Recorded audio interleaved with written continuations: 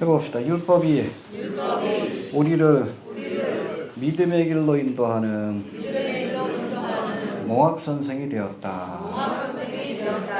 할렐루야. 오늘 거기에 관한 말씀입니다. 어떻게 율법이 우리를 믿음의 길로 인도하는 몽학 선생이 되는지, 또 우리가 믿음으로 말미암아 하나님의 아들이 되는 그런 명분을 얻는 과정. 어덥션이라고 돼 있어요. 아들의 명분은 우리가 본래는 하나님의 자녀가 아니었는데 하나님께서 우리를 자녀로 입양해서 아들의 명분을 주었다라고 이렇게 말씀하고 있습니다. 그 과정을 통해서 주시는 교훈들을 살펴봅니다. 그 전에 먼저 우리 지난 시간에 배운 말씀 한번 복습해 봅니다. 그리스도께서 우리를 위하여 저주를 받은 바 되사 율법의 저주에서 우리를 속량하셨다라고 말씀합니다. 할렐루야. 모든 인류는 하나님의 저주 아래 있어요. 뭘 통해 알 수 있어? 그렇죠. 정령? 그렇죠. 안 죽어요? 우리가 죽는다는 사실 자체가 모든 인생들은 하나님의 저주 아래 있다는 것을 보여줍니다. 이 저주에서 속량하시기 위해서 예수님께서 이 땅에 오셨고 우리를 대신해서 십자가에서 이 저주를 받으심으로, 그렇죠? 대신 죽어주신 겁니다. 우리가 하나님의 자녀가 되고 영생을 얻을 수 있는 eternal life, 생명을 얻을 수 있는 그 길을 열어주신 겁니다. 할렐루야. 예.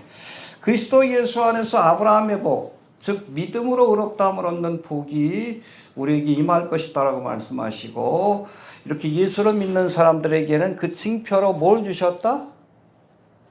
성령을 선물로 주신 겁니다. 할렐루야. 여러분 안에 성령이 계십니까? 네. 그렇죠. 우리가 구원받은 사실을 무엇으로 알 수 있는가? 내 안에 성령님이 계시는. 그러니까 우리가 때때로 죄된 길을 갈 때 내 안에 계신 성령께서 근심하시는 것을 느껴요. 구원받은 증거입니다. 알겠습니까? 하나님을 찬양하도록 만들고 예배하고 싶도록 만들고 머나먼 길 오신 분도 계시는데 우리 안에 성령이 계시기 때문에 그래요. 이거 자체가 우리가 구원받은 하나님의 자녀인 것을 보여주는 징표, 사인이라는 것을 우리가 알아야 합니다. 알겠습니까? 사람의 언약이라도 정한 후에는 아무나 폐하지 못한다. 그렇죠? 우리가 집 이렇게 하고서 계약서 쓰는데 그거 뭐 함부로 한쪽에서 그 의미가 없다라고 하면 그 법원에 가가지고 결국엔 송사에 걸리고 또 감옥에 가게 되는 거예요. 사람 사이에 정한 언약도 함부로 폐기하지 못하는데 하나님은 어떤 분이에요?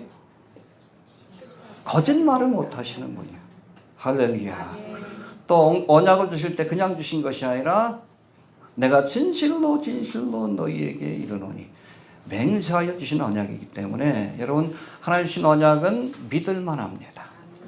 사람의 언약은 때때로 파괴될 때가 있지만 마귀의 언약은 믿지 말아요. 마귀의 여러분 모국어가 뭐라고요? 거짓말이요. 다 거짓말이야. 다 거짓말. 암소소리 다 거짓말이야. 믿을 게 못돼. 그러나 하나님의 약속은 믿을만 합니다. 왜? 하나님은 거짓말을 못해. 모든 걸 다 하시는데 거짓말은 못해. 진리이시기 때문에. 또 이 약속을 주실 때 그냥 주신 게 아니에요. 맹세하여 주신 언약이기 때문에 우리가 하나님의 약속은 믿을만하다. 할렐루야. 그래서 옛날 주신 약속을 뭐라고 해요? 예수님 오신 뒤에 주신 약속, 이 약속이 이루어지는 과정을 성경이 우리에게 보여주고 있는데 아직 한 가지 이루어지지 않은 약속이 있죠. 무슨 약속? 다시 오시리라. 재림에 대한 약속이 아직 이루어지지 않았어요. 그러나 우리가 초림에 관한 모든 약속이, 아니면 인류의 역사가 어떻게 흘러갈지 다니엘서에 나와 있는데 그 약속이 이루어지는 것을 우리가 봤잖아. 역사가 증명해주고 있잖아. 그러니까 초림에 관한 예언이 성취된 것, 그 약속이 성취된 것을 통해서 재림에 관한 약속도 성취될 것을 믿어야지. 안 믿으면 머리가 나쁜 거지. 믿음이 없던가. 왜 과거에 일어난 것은 믿으면서 앞으로 일어날 일들은 못 믿어요? 이게 온전한 믿음이요. 재림에 대해서 안 믿습니까? 한국교회가 자꾸 재림에 대한 복음, 성경 전체가 4분의 1 혹은 3분의 1이라고도 해요. 25% 이상이 한 27% 정도 되는데 이 재림에 대한 약속과 말씀을 외면해. 그 온전한 믿음이라 할 수 없어요. 믿어야 합니다. 하나님은 약속하면 반드시 지키십니다. 그래서 우리가 믿되 뭘 믿어야 돼? 하나님의 약속을 믿어야 돼. 그냥 무조건 믿습니다 그러면 안 돼. 목사를 믿거나 사람을 믿으면 안 돼. 헛된 이야기를 믿으면 안 돼. 환상계시 자꾸 뭐 하나님께로부터 온 것도 있지만 아닌 것도 많잖아. 그런 거 믿지 말고 약속만 믿을 수 있게 되길 바랍니다. 그래서 우리가 신앙생활 할 때도 덮어놓고 하지 말고 반드시 펼쳐놓고 그런가 하여 살피면서 하나님의 약속이란 반석 위에 믿음을 세우기 위해서 쓰시길 바랍니다. 알겠습니까? 하나님의 약속, 딴 거 아니에요. 오직 의인은 할렐루야. 율법을 행함으로가 아니라 믿음으로 말미암아 구원받는다. 할렐루야. 아브라함이 하나님을 믿음에 이를 의로서 여겼다. 할렐루야. 이신칭의. 복음의 핵심적인 내용이죠. 율법의 행위가 아니에요. 율법의 행위를 의지하는 것은 종교라고 얘기를 해요. 신앙은 뭡니까? 하나님이 이루어 놓으신 일들을 또 하나님 주신 약속을 믿는 것이 신앙이에요. 종교인이 되면 안 돼. 예수님 당시 바리새인 서기관들은 종교인이요. 얼마나 열심히 있었어요. 그러나 열심히 믿고 지옥 가는 거예요. 왜? 하나님의 약속을 의지하지 않고 자신의 행위를 의지하기 때문에. 버릴 수 있게 되길 바랍니다. 사람들 보기엔 거룩해 보여도 아니요. 거룩해 보일 뿐이요. 하나님 보기엔 거지가 입은 누더기하고 똑같아. 우리 행위란 것 자체가. 버리고 하나님 주신 약속만을 믿을 수 있게 되길 바랍니다. 자, 본문으로 넘어갑니다. 23절 봅시다. 시작.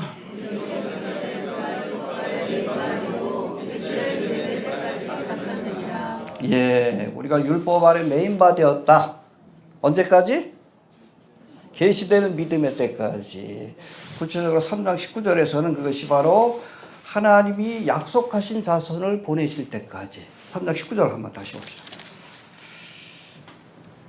시작. 그러므로 율법은 무엇이냐? 언어판을 위하여 더한 것이라. 천사들로 말미암아 중고의 손을 들어 베푸신 것인데 약속하신 자손이 오시기까지 있을 것이다. 예, 그래서 율법에는 유통기한이 있다. 언제부터 언제까지? 모세 때부터 약속하신 자녀 예수님이 오실 때까지. 할렐루야. 예수님이 오셔서 믿음으로 말미암아 구원받는다는 사실을 계시해 주신 거예요. 그것이 바로 계시될 믿음의 때. 예수님이 오심으로 누구든지 예수를 믿기만 하면 구원받는 은혜의 시대가 열린 겁니다. 할렐루야. 보라 지금은 할렐루야. 또 예수를 믿기만 하면 구원받는다는 사실을 계시해 준 때다. 하나님이 세상을 이처럼 사랑하사 독생자를 주시니 이는 저를 그렇죠. 믿으면 구원받는다. 믿습니까? 주 예수를 그렇죠. 믿으면 너와 네 집이 구원을 받는다. 이게 바로 계시된 여러분 그 믿음에 관한 계시라고 이렇게 보시면 돼요. 하나님 보내신 독생자를 믿으면 구원받는다. 할렐루야. 율법의 역할은 거기까지입니다. 예수님이 오실 때까지 죄로 죄되게 하기 위해서 주신 것이고 지금은 이미 믿음으로 말미암아 구원받는다는 사실을 계시해 주신 때다. 은혜의 시대가 열렸다는 것을 우리가 잊지 않길 바랍니다. 오늘 본문에도 계속 나와요. 이미 지나간 건데 자꾸 돌아가려고 하지 말아라. 돌아가려고. 왜 자꾸 돌아가? 앞을 향해서 나아가야지. 자, 24절 25절 봅시다. 시작.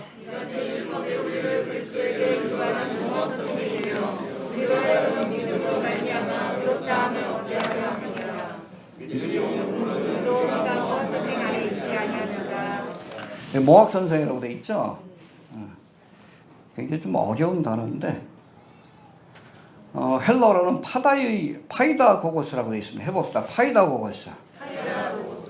본래는 그 아이를 돌보는 자 혹은 어린아이에게 시중 두는 종이라는 뜻입니다. 파이다고고스예요.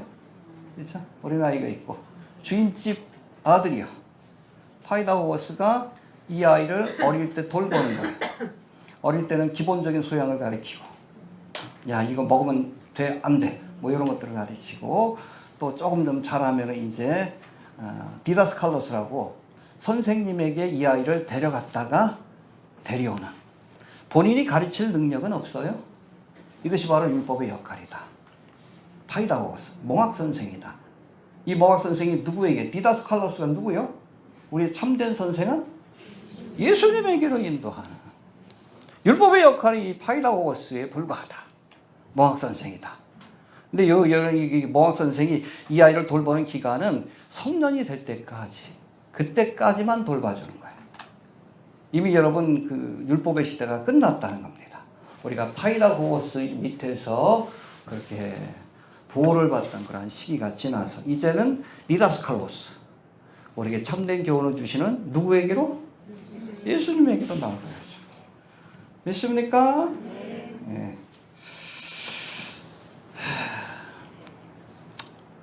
알겠습니까? 자, 율법을 통해서 우리가 죄인임을 깨달았다면 이제 대속의 은혜를 얻기 위해 예수님께 나아가야 합니다. 그래서 이 모세가 시내산에서 십계명을 받을 때 십계명만 받아온 것이 아니라 뭘 또 같이 받아왔어? 성막의 모형도. 그래서 이 십계명의 역할, 율법의 역할은 뭐예요? 죄를 깨닫게 하는 거예요. 살인하지 말라, 탐내지 말라. 그래서 내가 하나님 앞에 죄인인 것을 깨달은 거예요. 깨달으면 어디로 가야 돼? 디다스칼로스에게로 가야지. 성막으로 가야지. 성막에서 드려지는 그 제사를 통해서 속죄함을 받고 그 피를 가지고 성소와 지성소로 가서 누구를 만나요? 하나님을 만나는 거예요. 할렐루야. 우리 성막을 공부할 때 살펴봤지만 처음부터 끝까지가 다 예수 그리스도, 특별히 십자가의 사역을 예표하고 있습니다. 율법의 역할은 뭐예요? 우리를 몽학 선생과 같이 디다스칼로스, 참된 선생이신 예수님께로 인도하는 역할이에요.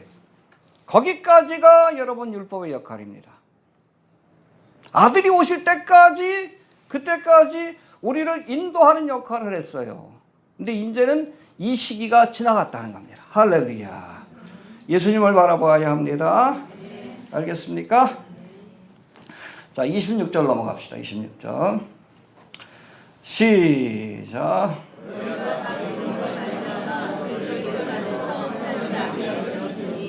예, 그렇죠. 지금까지는 몽학 선생의 그 지도를 받았지만 이제는 우리가 예수님께로 나아가서 예수 그리스도 안에서 하나님의 아들이 되었다. 영접하는 자, 곧 그 이름을 믿는 자들에게는 하나님의 자녀가 되는 권세를 주셨다. 할렐루야. 근데 이 아들이 되었다, 이 단어가 헬라어로 보면 휘오데이아라고 되어 있는데, 이건 여러분 그 양자로 입양했다는 뜻을 갖고 있어요. 해봅시다. 양자로 입양되었다. 원래 우리는 하나님의 자녀가 아니에요. 누구의 자녀? 누구의 자녀? 엄마 아빠의 자녀? 그죠? 영적인 면에서 보면 우리가 마귀의 자녀입니다. 동의 안 하세요? 성경 볼까요? 네. 자, 요한일서 3장 8절에 보니까 죄를 짓는 자는 마귀에게 속하였나니. 마귀는 처음부터 범죄한 일이라. 죄 안 져요? 그렇죠. 또 우리 에베소 5장 8절에 보니까 너희가 전에는 어둠이더니, 어둠의 자식이더니 이제는 주 안에서 빛이라, 빛의 자녀들처럼 행하라. 이전에는 누구의 자녀예요? 어둠의 자녀예요. 어둠의 마귀의 자녀예요. 죄를 짓는 순간 우리가 죄의 자녀가 되는 거예요. 어둠의 세력에 붙들리는 거예요. 근데 예수를 믿음으로 우리가 하나님의 자녀로 어덥션, 양자로서 그렇게 들어가게 되었다. 할렐루야. 믿습니까? 해봅시다. 예수를 믿음으로 하나님의 자녀로 입양되었다. 우리 입양된 겁니다. 해봅시다. 나는 하나님의 자녀로 입양된 것이다. 본래는 누구의 자녀? 마귀의 자녀였는데 하나님의 자녀로 입양된 것이다. 우리가 이 말씀을 조금 더 깊이 알기 위해서는 로마 시대 당시 입양 제도에 대해서 알아야 합니다. 지금하고는 그 입양의 절차라는 이 목적이 전혀 달라요. 전혀 다릅니다. 이 고대 로마에서의 입양은 주로 가문의 권력, 포테스타스라고 되어 있는데 이것을 이양하는 법적인 과정에서 선택이 되었습니다. 그러니까 자기가 낳은 자식이라도 능력이 안 되면 자식을 또다시 입양해서 그 아이에게 법적인 권리를 주는 거예요. 이 로마의 입양법입니다. 알겠습니까? 현대인들은 대체적으로 아이를 낳을 수 없는 부부가 자녀를 얻기 위한 과정에서 입양을 선택하는데 로마 시대 당시 입양은 집안의 권력이나 가업을 이어갈 상속자를 결정하기 위한 그런 법적인 과정에서 입양을 선택했기 때문에 잘 들으세요.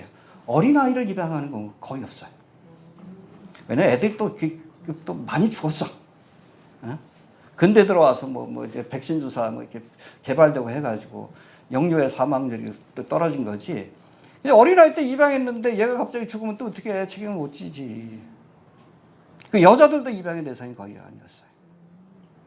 누굴 입양했는가? 다 큰 남자를 입양했습니다. 다 큰 성인을 입양을 했어요. 그래서 많은 로마의 황제들이 전인자들에게 친아들이었거나 혹은 아들이 현찮아. 그럴 경우에는 유능한 사람에게 황제의 권한을 계승하기 위해 입양을 했습니다. 친척 가운데 있으면 그 아이를. 아니면 그렇지 않다 할지라도 똑똑한 아이를 입양해서 그 모든 법적인 권리를 줬어요. 우리하고는 좀 달라. 혈연의 개념이 아니야. 가문을 지키는 것이 중요한 거예요. 그 대표적인 경우가 카이사르, 시저죠. 카이사르가 누구를 입양합니까? 옥타비아누스 아우구스투스. 결국에는 이 아우구스투스가 카이사르의 그 황제의 권한을 위임받게 되는 거예요. 양아들이에요. 그런 경우가 비일비재했어요. 적어도 로마의 황제 가운데 7명 내지 8명이 입양을 통해서 황제가 되었다고 얘기를 합니다. 굉장히 중요한 거예요. 이해가 되시죠? 자, 흥미로운 것은 이렇게 입양된 아들은 잘 들으세요. 그 집에서 태어난 아들보다 우선적인 상속권과 법적인 권한을 갖게 됩니다. 알겠습니까? 아버지가 돌아가시면 누구에게 그 상속권이 돌아가요? 혈연적으로 태어난 아들이 아니라 입양한 아들에게 이 법적인 권한이 다 돌아가는 거예요. 알겠습니까? 그래서 극단적인 경우에는 유능한 아들을 입양하기 위해서 자신이 낳은 아들을 일부러 죽이거나 노예로 파는 경우도 있었다고 합니다. 우리하고 좀 개념이 달라. 뭔지 알겠죠? 핏줄이 중요한 것이 아니라 가문이 중요한 거예요. 파이다고거스 이걸 지키기 위해서 이런 제도를 선택했다고 합니다. 우리가 영화에서도 그런 장면이 나와요. 배너 보셨습니까? 그 배너예요, 왼쪽에. 오른쪽이 누구예요? 로마의 사령관. 로마의 사령관인데 배가 부셔지니까 이 배너가 자결하려고 그러는데 이 로마 사령관이 살려주잖아. 고마워가지고 이 사람이 배너를 아들로 입양을 해요. 보셨어요? 반지를 주죠. 그러고 나서 이 배너가 유다 땅으로 돌아가서 자기를 노예로 팔아넘긴 친구에게 복수를 하는 모습을 보여줘요. 근데 함부로 못 건드려. 왜? 이 사령관의 아들이기 때문에 그래요. 아버지가 갖고 있던, 양아버지가 갖고 있던 권세와 그 모든 능력을 가지고 재산권을 가지고 갔기 때문에 노예로 판 그 친구를 할지라도 함부로 대하지 못합니다. 이렇게 전처 경쟁을 통해서 복수하는 장면을 우리가 볼 수 있어요. 이해가 되시죠? 그 장면이 뭔지. 여러분 어린아이 입양하는 게 아니라 이렇게 다 큰 자녀야. 아들. 자기에게 육신적인 아들이 있다 할지라도 똑똑한 거 알거든. 그 배너를 양아들로 입양해서 자기의 모든 가문의 모든 것들을 다 넘겨주는 거예요. 이해가 되시죠? 네. 그런 장면이다. 그렇게 보시면 됩니다. 우리가 본래 어둠의 자녀요. 해봅시다. 어둠의 자녀요. 마귀의 자녀였다.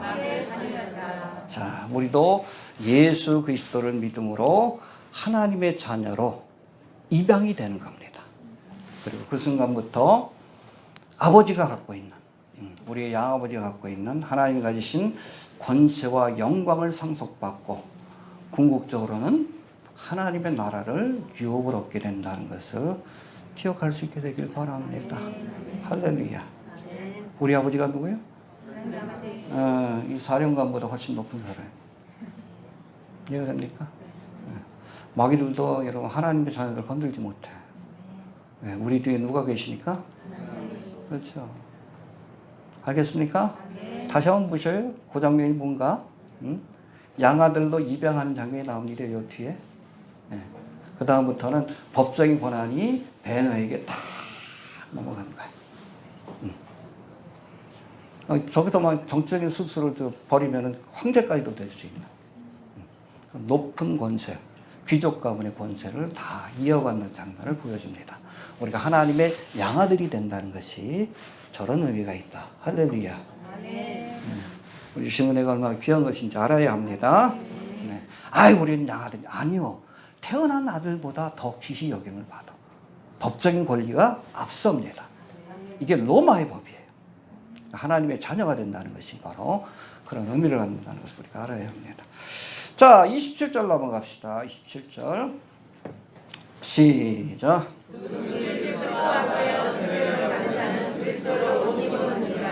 네, 유대인들은 바르미츠바라고 해서 남자아이들은 만으로 13세가 되면 성인식을 치릅니다. 초등학교 졸업하면. 여자아이들은 원래 성경은 없어. 12살이 되면 그때 성인식을 치릅니다. 최근에 와서 생긴 거예요. 자, 로마인들도 성인식을 치르는데 로마인들은 몇 살? 14세가 되면 성인식을 치르게 되는데 이 성인식을 치르는데 과정이 있어요. 성인식을 치르게 되면 어린아이 때 갖고 놀던 장난감, 입고 있던 옷들, 우리도 그렇잖아요. 뭐 색동옷 입히자 어릴 때 그런 것들을 다 갖고 와서 불태워버립니다. 어린아이를 버리는 거예요. 그리고 어른들이 입는 옷을 입힙니다. 그리스도로 옷 입는다는 것이 그런 뜻이에요. 이해가 되시죠? 그리스도로 옷 입었다. 이제 하나님의 양아들이 되었다. 이제는 성인이 되었다는 것을 인정하는 절차다라고 이렇게 보시면 됩니다. 할렐루야. 고린도서 13장에 보면 여기에 관한 말씀이 나옵니다. 내가 어렸을 때에는 말하는 것이 어린아이와 같고 깨닫는 것이 어린아이와 같고 생각하는 것이 어린아이와 같다가 장성한 사람이 되어서는 어린아이의 일을 버렸느니라. 그렇죠? 갖고 놀던 장난감 다 버리는 거예요. 이제 어린아이가 아니니까. 또 어린아이 때 입었던 색동옷 다 버리는 겁니다.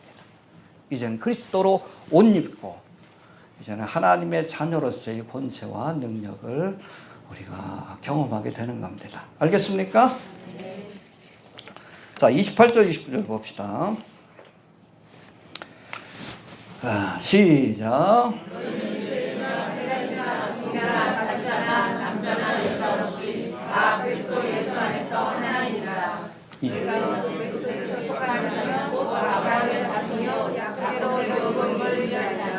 네, 너희가 유대인이다 해도 상관없어. 남자든 여자든 상관없어요. 우리가 그리스도 안에서 하나님의 자녀로 입양되었으니 우리는 하나다. 할렐루야.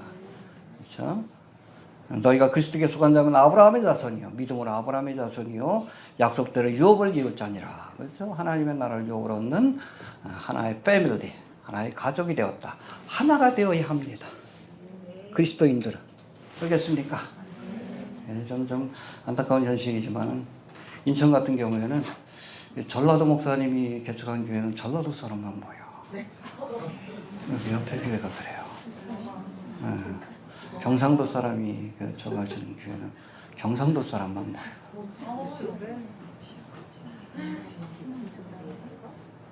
안타깝죠? 그리스도 안에서 하나가 되는.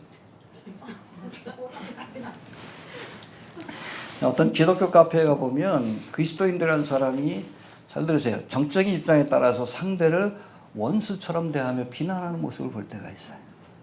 그래서 좌파다 우파다. 응? 보면 그런 것들을 볼 때마다 어떤 사람도 목사라는데 그래 그냥 입에다 빨갱이 입에다 달고 다니고 전라도 사람들은 다 빨갱이 그래 이 사람이 제정신인가 목사인지 아닌지 그 떠나가지고 이 사람 제정신인가라는 생각이 들 때가 있어. 하나님의 말씀보다 세상 이데올로기를 더 앞세우는 거예요. 하나님 기뻐할까?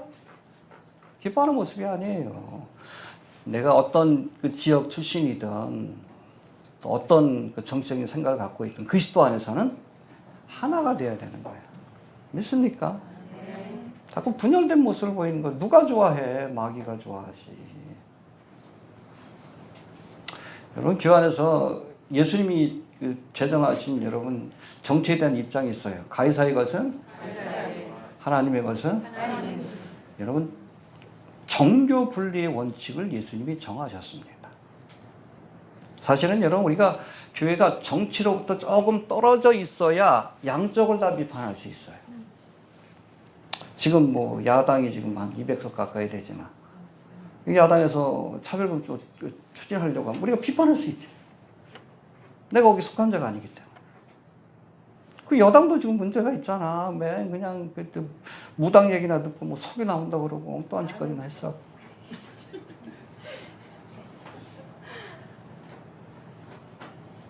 근데 이데올로기를 앞세우는 사람은 그것까지도 커버하려고 해. 아, 커버할 게 따로 있지. 왕자 새기고 나온 거 그걸 어떻게 커버해?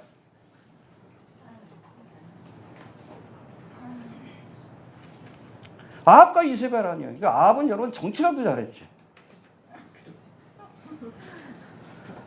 여러분 북이스라엘의 황금기가 아합 시대입니다. 정치를 잘해서. 사람들이 잘 먹고 잘 살았어. 아니, 이놈은 그냥 경제까지도 무너뜨리고 있습니다. 민생까지도 무너뜨리고 있어요. 아, 비판해야지. 근데 비판을 못해. 왜? 거기 편들니까. 여러분 정교분리의 원칙을 우리가 지켜야 비로소 여당이든 야당이든 하나님의 말씀에서 벗어날 때 우리가 둘 다 비판할 수 있는 거예요. 이해가 되십니까? 근데 교회가 누구의 편을 들게 되면 그렇잖아요. 결국엔 그들의 부역자가 되어서 마땅히 비판할 것도 비판할 수가 없게 되는 거예요. 이해가 됩니까? 여당 편 들고 야당 편 그거 아니요. 하나님의 말씀에 비추어서 우리가 좀 객관적으로 좀 정교분리의 원칙을 지키면서 야당이 잘못된 길로 가면 비판하고 말씀으로, 여당이 잘못된 길로 가면 말씀으로 비판. 이게 선지자적 사명이지. 왜 선지자가 돼야지 부역자가 되려고 해. 딸랑이가 되려고 해. 교회를 또 왜 정치판으로 만들어버려? 왜? 아, 그런 교회 여러분 전라도 사람 갈 수 있겠어? 에? 뭐 하는 짓거리야? 아, 그런 교회 여러분 야당을 지지하는 사람이 갈 수 있겠어요?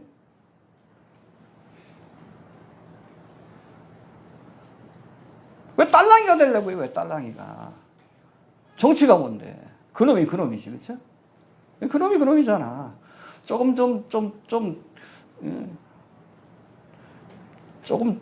나은 놈 뽑으려고 애쓰는 것 뿐이지, 그렇죠? 그놈이 그놈이 하지만. 정치는 여러분 최선과 최악 중에 선택하는 것이 아니라 최악과 그 다음에 조금 덜 악한 그 사람 사이의 선택이라고 보시면 돼요. 세상에 무슨 선한 것이 있어? 그놈이 그놈이지. 지역에 따라서 나눠지고 정치적인 성향에 따라서 나눠지고 이게 뭐 하는 건지 모르고 있어요. 하나님이 기뻐하는 모습이 아닙니다. 자꾸 한국교회가 정치 휘둘리는 모습을 보니까 너무 안타까워서 그래요. 알겠습니까? 우리가 헬라인이다, 뭐 유대인이다, 남자다, 여자다, 전라도다, 경상도 그게 무슨 의미가 있어? 그리스도 안에서 하나인데 하나님의 자녀 아니에요. 아, 제발 좀 안 그랬으면 좋겠어. 그래야 우리가 정치권을 향해서도 마땅히 선지자적 사명을 가지고 우리가 자유롭게 비판할 수 있는 거예요. 이해가 되시죠? 해봅시다. 그리스도 안에서 하나이니라. 잊지 않기를 바랍니다. 예. 자, 4장 넘어가는데 1절, 2절 봅시다. 시작.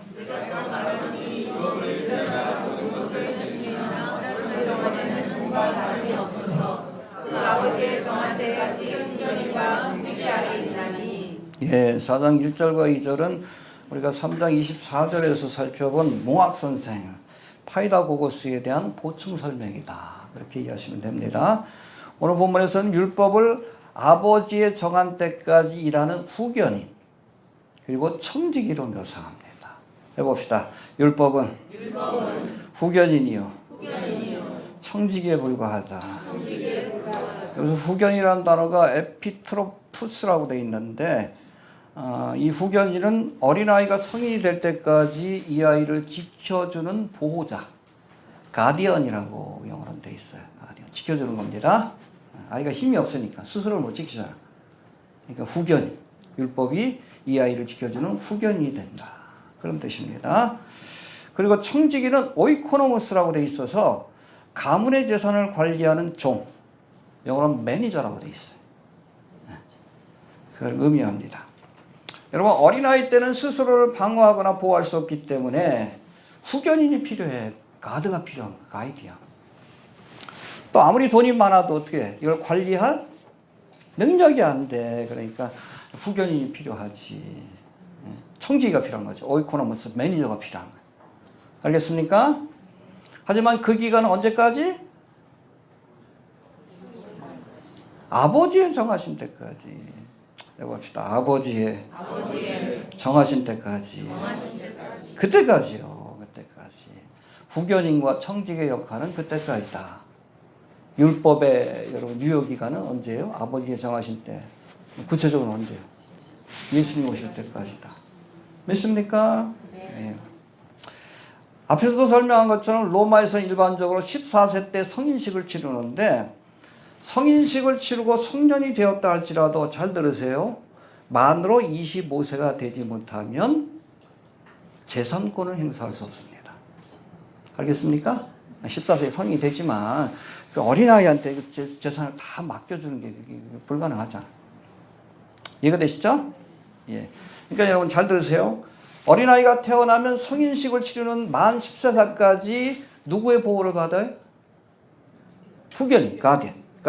그렇죠. 스스로 못 지키니까. 보호 아래 있게 되는 것이고 이후로는 완전한 재산권을 행사할 수 있는 만 25세가 될 때 비로소 청지기, 매니저의 보호로부터 자유함을 얻게 되는 겁니다. 이제는 자기 마음대로 카드도 쓰고 가능한 거예요. 재산 탕진하고 뭐 책임 본인이 감당해야 되는 거예요. 이처럼 우리가 율법이라고 하는 청지기, 가디언이죠. 청지기와 후견인, 매니저죠. 이런 보호알이 있었는데 아버지의 정하신 때, 즉 예수님이 오셔서 대속의 사역을 완성하시고 누구든지 예수를 믿는 자에게 하나님의 자녀가 되는 권세를 주심으로 이 청지기와 후견인의 그런 보호에서 벗어나 그리스도로 옷 입게 되었다. 할렐루야. 믿습니까? 예. 그런데 예수님이 오셔 대속의 사역을 완성하시고 그 은혜로 우리가 하나님의 자녀가 되었는데 이제 다시 율법이란 청지기와 후견인의 보호 아래 들어가려고 해서는 결코 안 된다. 어린아이가 자라면 유치원을 졸업하고 초등학교를 졸업하고 중고등학교를 졸업한 뒤에 성인이 되는 것처럼. 있습니까? 율법의 시대가 끝났으면 이제는 어떻게 해야 돼요? 은혜의 시대로 넘어가야 한다. 보라지금은? 아버지의 정하신 때가 지났어요. 이제는 율법이란 후견인과 청지기에서 벗어나서 하나님 주시는 믿음으로 말미암아 믿는 자에게 주시는 하나님의 은혜와 권세를 누리는 하나님의 자녀가 될 수 있길 바랍니다. 알겠습니까? 예.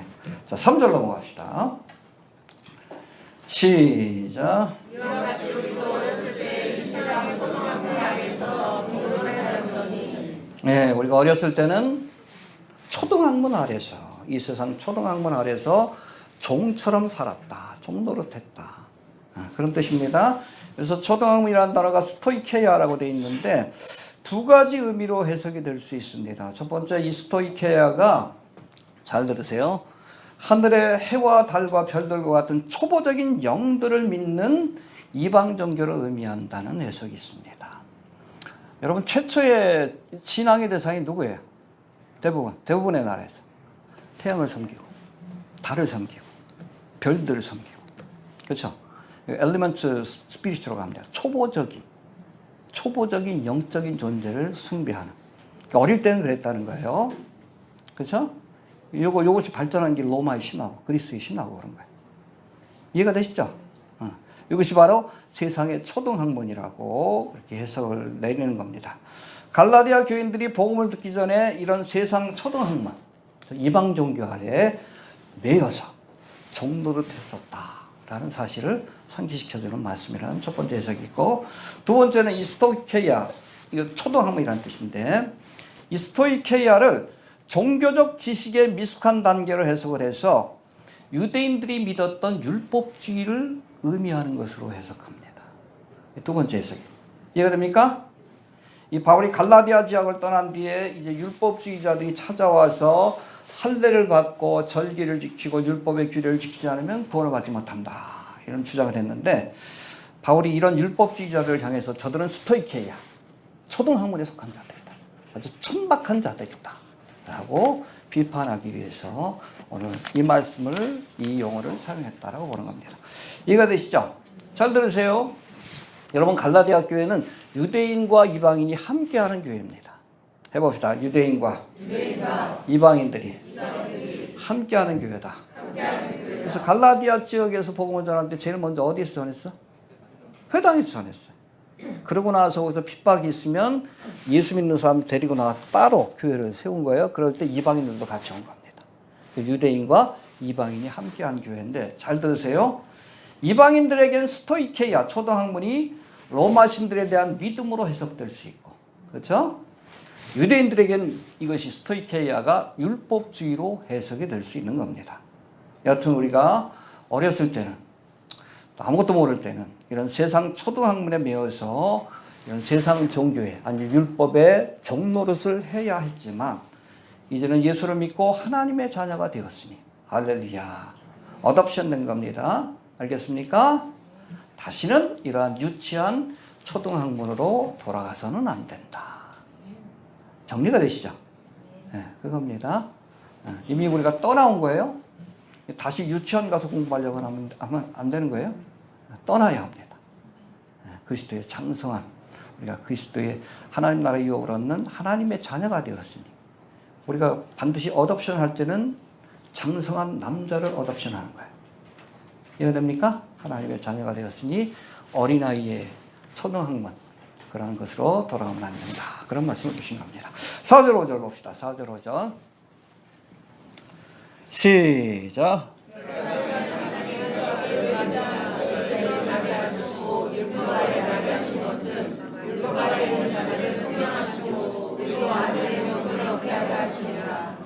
해봅시다. 때가 참에 하나님이 그 아들을 보내사. 여기의 아들은 누구예요? 예수님. 할렐루야. 여기의 때는 뭡니까? 율법의 시대가 끝난 때, 은혜의 시대가 시작될 때. 할렐루야. 그래서 모든 일엔 때가 있어요. 이 때를 아는 것이 지혜입니다. 그래서 전도서 3장에 보면 때에 관한 말씀이 나와요. 뭐 잠잘 때가 있고, 뭐 깨울 때가 있고, 살릴 때가 있고, 죽일 때가 있고, 이 때가 있는데 그 때를 아는 것이 지혜다. 우리가 때를 알아야 합니다. 60, 70이 돼가지고 그냥 애들처럼 막 이렇게 막 춤추고 다니고, 이거 아니요. 아니요. 철없는 거예요. 죽을 준비해야지.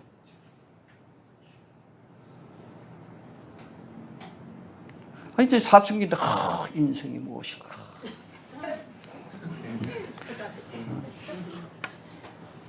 내가 죽으면 어떻게 되나? 그러면 안 돼, 여러분.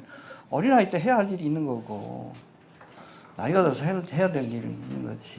우리가 때를 아는 것이, 내가 지금 이 나이에, 이때에 무엇을 해야 되는지 아는 것이 지혜입니다. 하나님의 경륜도 그래. 하나님의 때가 있어요. 율법의 때가 있습니다. 모세로부터 하나님 보내신 아들이 오실 때까지. 이때가 율법의 시대예요.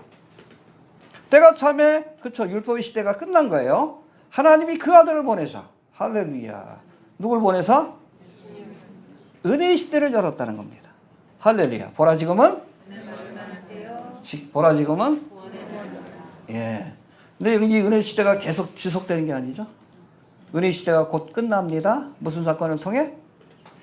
그래서 은혜의 시대를 연 교회가 이 땅에서 사라지게 되는, 곧바로 심판의 때가 시작이 될 겁니다. 할렐루야. 봅시다. 때가 참에 하나님이 그 아들을 보내사 은혜의 시대를 열었는데, 잘 들으세요. 때가 참에 하나님이 그 아들을 다시 보내사 하나님의 심판을 시작할 겁니다. 이해가 됩니까? 지금 은혜 시대지만 거의 때가 찬 것 같아요. 그렇죠? 세상 돌아가는 거 보니까 심상치 않죠? 때가 됐다. 보라 지금은 그렇지만 자다가, 그렇죠, 지금은 자다가 깰 때입니다. 한국교회가 철이 없는 거예요. 뭘 해야 될 때인지 몰라. 목사들도 철이 없어. 성경 모르니까. 미련한 거예요. 미련해서. 왜 미련해졌어? 성경을 모르니까 미련해져. 때가 차갑니다. 하나님이 그 아들을 두 번째 보내실 때, 재림의 때가 가까워지고 있어요. 알겠습니까? 네. 해봅시다. 때가 참에 하나님이 그 아들을 보내셨다. 다시 보내실 겁니다. 근데 때가 거의 찼어요. 은혜 시대가 끝날 때가 됐습니다. 심판의 시대가 다가옵니다. 자, 아들을 보내서 여기 보니까 여자에게 나게 하시고, 해봅시다. 여자에게 나게 하시고. 예. 여자에게 나게 하시고. 이게 뭐예요? 창세기 3장 15절의 예언을 성취하기 위해서. 여자의 후손이 뱀의 최초의 복음이라고 얘기를 하는데. 예수님께서 여자에게 나셨다는 것은 온 인류를 대신해서 이 땅에 오셨다는 겁니다. 할렐루야. 온 인류를 구원하기 위해 여자의 후손으로서 온 인류를 죄와 사망의 권세에서 구원하기 위해 이 땅에 오셨다. 그런 뜻을 갖고 있습니다. 또 두 번째 뭐라고 되어 있어요? 율법 아래 나게 하셨다. 해봅시다. 율법 아래 나게 하셨다. 여자에게 나게 하셨다. 온 인류를 구원하기 위해 오셨다. 율법 아래 나게 하셨다. 그렇죠? 뭐예요? 유대인들을 구원하기 위해 오셨다. 유대인뿐 아니라 온 인류를 구원하기 위해서 예수님께서 이 땅에 오신 것이다. 할렐루야. 하나님이 세상을 이처럼 사랑하사 때가 참에 그의 아들을 이 땅에 보내신 겁니다. 구원하시기 위해. 율법 아래에 있는 유대인들, 또 율법 밖에 있는 이방인들, 그 모두를 구원하기 위해서 이 땅에 오셨다는 것을 우리가 기억할 수 있게 되기를 바랍니다. 믿습니까? 자, 그리고 4절로 보니까 하나님이 그 아들을 율법 아래 나게 하신 것은 5절 봅시다. 시작.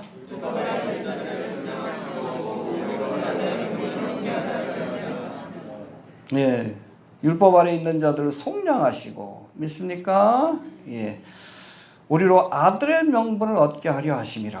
할렐루야. 그래서 율법 아래, 율법의 저주 아래 있는 사람들을 속량하시고, 십자가를 통해서 속량하시고, 또 우리로 아들의 명분을 얻게 하기 위한 것이다. 어답션 하기 위한 것이다. 그렇죠? 근데 다시 율법으로 돌아간다? 안 된다는 얘기입니다.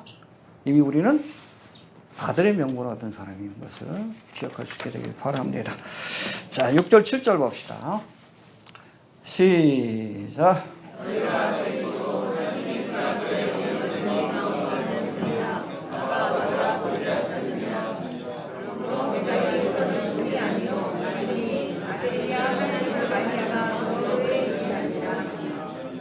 예, 우리가 아들인 고로, 우리가 하나님의 자녀입니다. 해봅시다. 너희가 아들인 고로.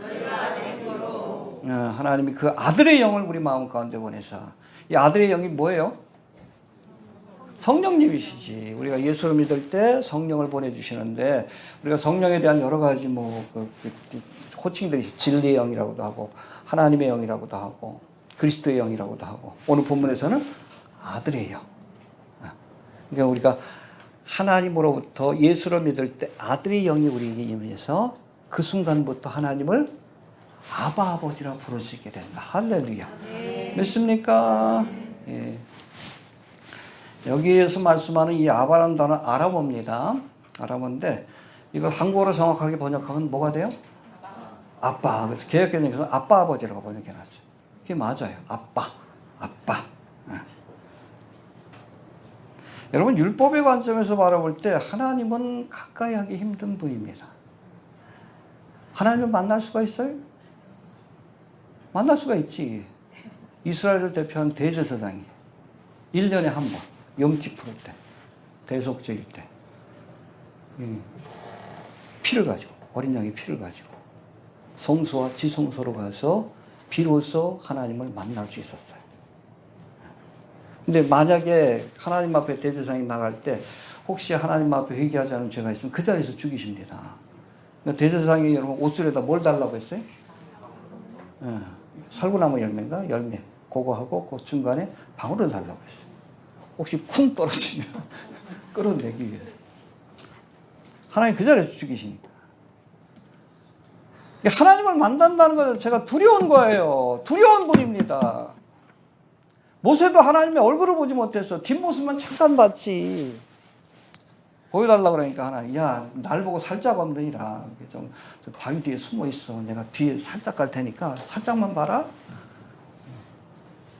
하나님을 만난다는 것이 얼마나 두려운 일이었는지 몰라요. 구약시대 때. 그런데 여러분 우리가 아들의 영을 받는 순간 예수를 믿고 하나님을 아빠 아버지라고 부를 수 있는. 야, 이게 얼마나 큰 권세인지 우리가 알아야 합니다. 지호 왔어요? 왔어요? 지난주 보니까 지호가 아빠돌이 아니야, 아빠돌이. 달려가면서 아빠 안아줘. 우리가 그럴 수 있는 권세를 주셨다는 거예요. 얼마나 두려운 분인데 안아주시는 거예요, 하나님이. 똑같아요. 여러분 신앙생활 잘하는 거 별거 없어. 하나님의 품에 자주 안기십시오. 자식 가진 부모가 우리 나이 드신 부모님 효도하는 거 별거 없어. 애들 데려가는 게 효도하는 거예요. 그거 자체가. 보고 싶어 하지. 하나님도 우리를 보고 싶어 하십니다. 그치? 부모가 자녀를 보고 싶어 하듯이. 신앙생활의 기본은 여러분 주님을 위해서 여기 가서 열심히 일하고 말아서 일하는 게 아니에요.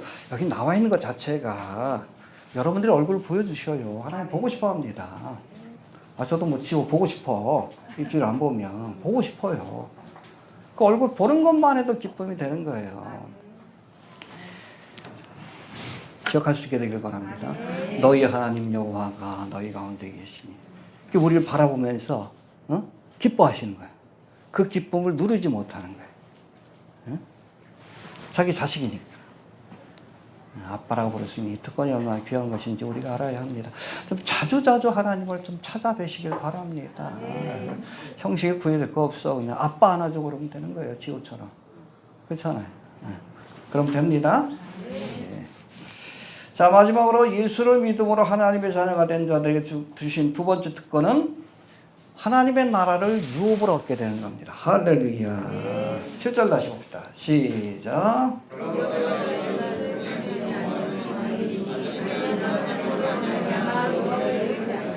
종이면 유업을 얻을 수 없어. 근데 우리가 어답션 됐잖아요. 하나님의 아들로서 이렇게 입양이 되었기 때문에 이제 하나님으로 말미암아 유업.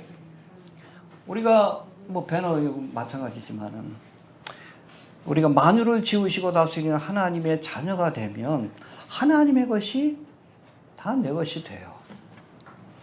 정말 참된 믿음을 가진 하나님의 자녀들은 무당들도 함부로 못해요. 무서워서. 하나님의 자녀인 걸 알기 때문에 그래요. 시덥지 않게 믿으니까 저거 하는 거지. 장난치는 거지. 하나님의 것을 우리가 유혹으로 받습니다. 그 가운데 가장 중요한 게 뭐야? 하나님의 나라를 유혹으로. 있습니까? 네. 그래서 우리 마태복음 25장에 보니까 오른편 양하고 염소를 이렇게 나눠서 심판하시는 장면이 나오는데 우편에 있는 자들에게 뭐라고 해요? 그때 임금이 그 오른편에 있는 자들에게 이르시되 내 아버지께 복받을 자들이여 나와 창세로부터 너희를 위하여 예비된 나라를 상속하라.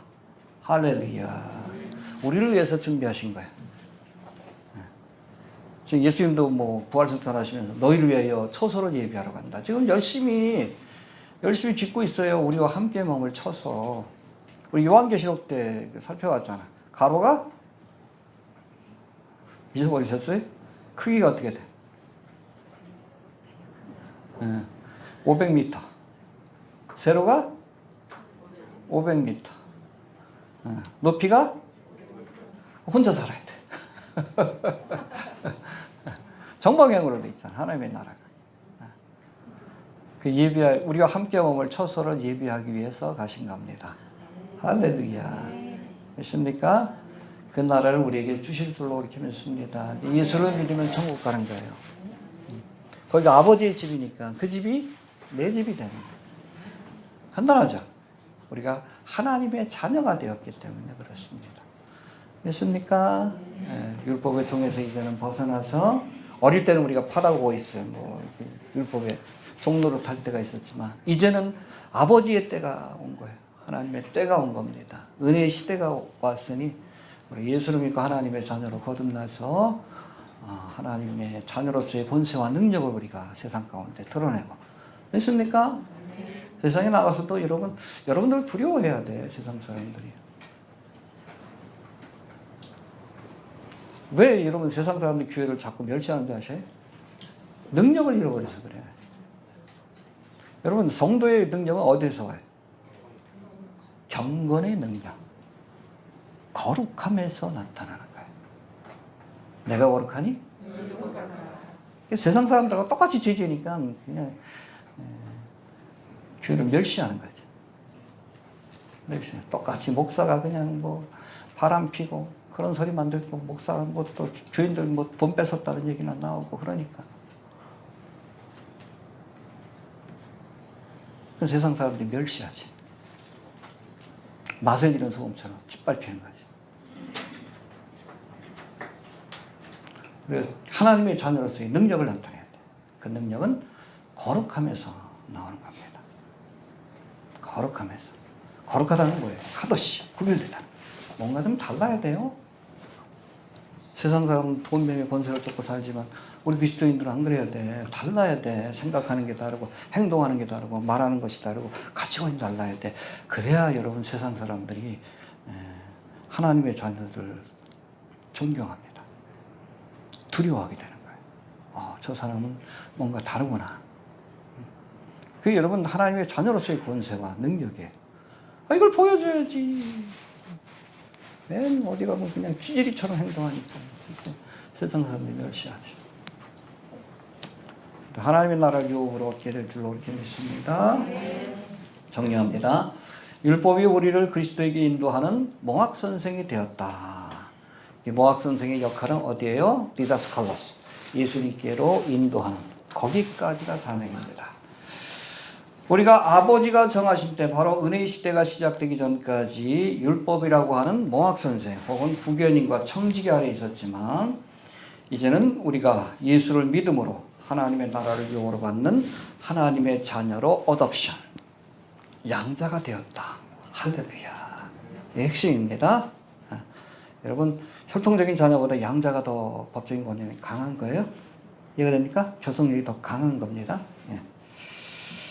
우리가 하나님을 이제부터는 아바 아버지라 부르는 자녀가 되었는데 이제 다시는 율법이라는 초등학교로 돌아가 율법의 종노릇하는 어리석은 자가 되어서는 안 된다 라고 이렇게 말씀하고 있습니다. 할렐루야. 믿습니까? 우리에게 주신 권세와 능력과 축복이 얼마나 귀한 것인지 느껴지십니까? 네. 이게 하나님의 권세와 능력과 축복이 이게 은혜의 시대를 산다는 것이 얼마나 엄청난 일인지 구약의 관점에서 생각할 수 없는 세상적인 관점에서 생각할 수 없는 엄청난 은혜를 하나님이 주신 거예요. 하나님은 어떻게 아빠라고 불러? 우리에게 그 권세를 주셨잖아. 은혜의 보좌에 탐대히 나갈지니라. 지성소로 탐대히 나갈지니라. 아무튼 그럴 수 있게 되길 바랍니다. 우리 얘기 나왔네. 아빠 안 찾나? 자, 우리 주신 말씀 붙들고 기도합니다. 하나님 은혜를 감사합니다. 오늘날 죄로 인해서 죽을 수밖에 없는 우리를 구원하여 주시고 주여 우리에게 아들의 영을 보내주시고